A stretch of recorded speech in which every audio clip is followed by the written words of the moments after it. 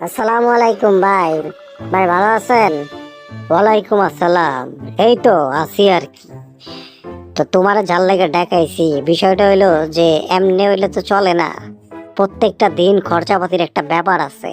পোলাপানকে যদি ঠিকঠাক মতো খরচাপাতি দিবার না পারি, তাহলে পোলাপানটা তো আর দলে থাকবো না, সব তো ভাগ্যা যাইবো। ব্যাপারটা বুঝতেছো না? তুমি প্রত্যেকটা জায়গায় ডাবল ডাবল করে লোক সেট করো। দিন যত যাইতেছে টাকার পরিমাণ তো বাড়তেছে। দল বাড়াইতে হইব, টাকাও এরকম লাগবো। বুঝছো না ব্যাপারটা?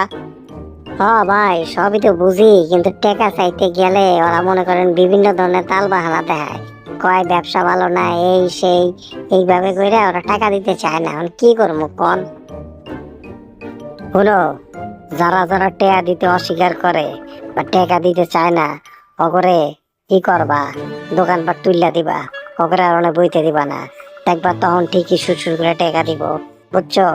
যদি নরম গলায় কাজ না হয়, শক্ত শক্ত এক টাকা তুলো।